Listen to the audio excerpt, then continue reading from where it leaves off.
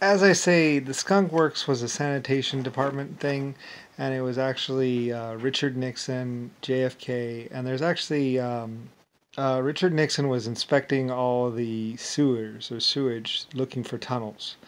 He was looking for the tunnels underneath Britain or something like that. He was trying to get into the deep underground mines, and they blasted and they found about 150 or 200 or 1,000 or a couple thousand Chinese hiding underneath Britain, and they killed them all, I think, or put them on They used to take the bed springs of beds and they would put them on the wall and they would electrocute all of the Chinese, or to get them to talk. Anyway, that's one of the reasons why I took JFK and about 30 of his clones and basically all put him on bed spring racks and electrocuted the shit out of him for about 120 or 1,000 years. So, but basically, he used to take Japanese or Chinese, and he used to put them on the old bed spring racks and tie them to the bed frames, and then he would use the conductiveness of the metal of the bed spring to electrocute the Japanese, and that's what JFK and Jimmy Carter and Richard Nixon liked to do, and what they were doing to the Chinese and other people. They were torturing them on bed springs, and they would tie them at their feet and tie them, up their hands, and they would tie them to these bed springs, and they would electrocute them like this for hours, basically. So I electrocuted him for 120,000 years, or 100 or 1,000 years, or something, on and off. All 30 of his clones. Jimmy Carter, like I said, used an antimatter bomb on and lit up the galaxy or something like that, and hunted him down in his golden army. Um, and and like I say, JFK, he wasn't going to stop. He used the bike gang. He had his guerrilla muscle war enforcers. He basically, for about 150 years, about basically was his total time and rule, and there were about 30 of his clones running around, and he was this great big huge nightmare of a problem, and and I didn't realize what him and Jimmy Carter were actually doing, and what Nixon was doing.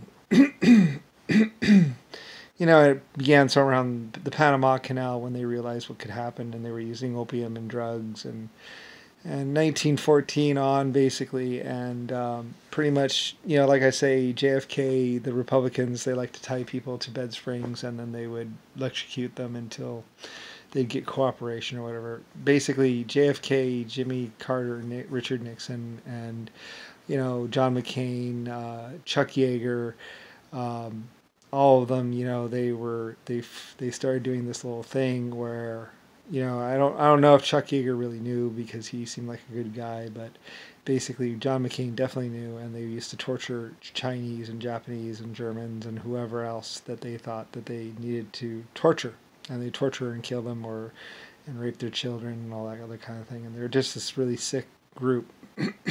and and basically they were torturing Chinese and Japanese and everyone on bed springs, and they were looking for the deep underground cities with people in them so they could kill them and get rid of them.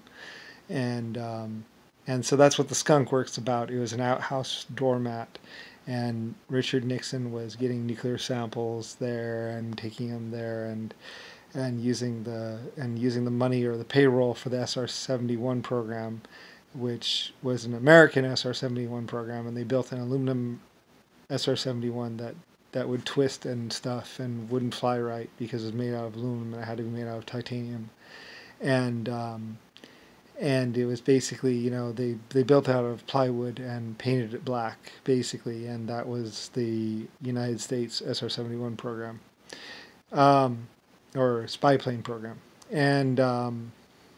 And basically, they used the Skunk Works, and it was an inspection thing, looking for tendinitis and doing all these junk science things.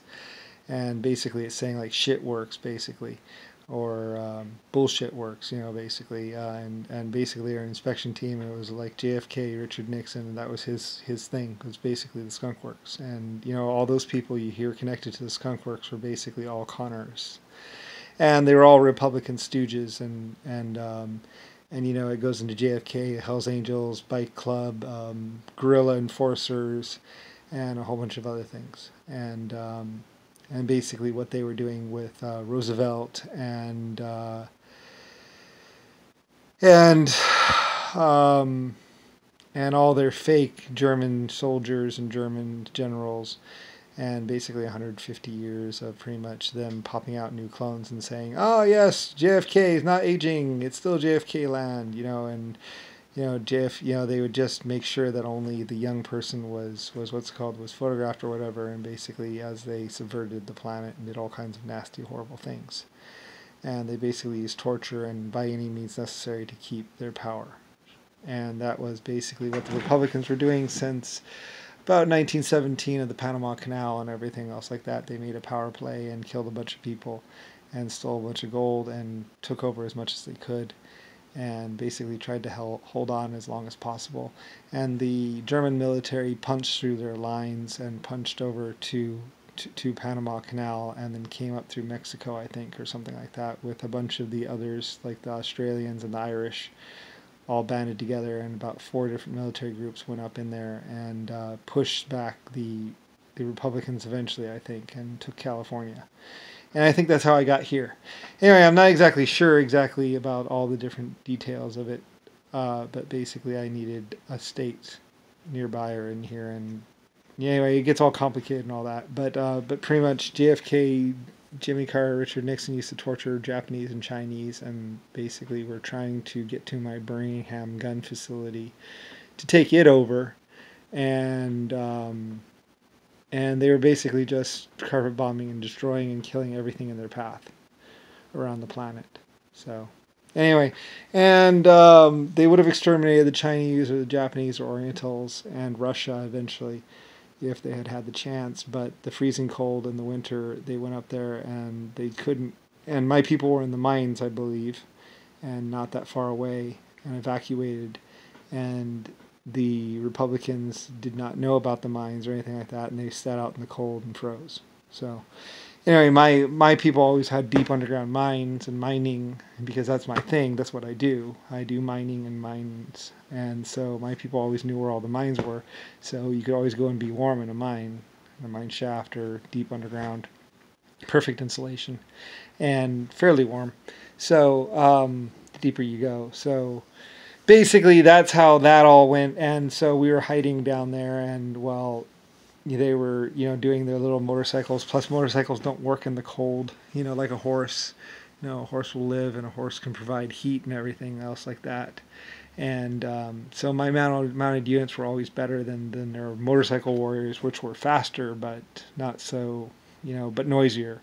And and they were going around shooting and using their big guerrilla enforcers, these great big huge all muscle people, to basically grab people and or beat the crap out of people, because they didn't have a lot of weapons, but they had a lot of drugs. And anyway, it gets all complicated, and it gets into history, and you have to go through it and just piece it back together yourself.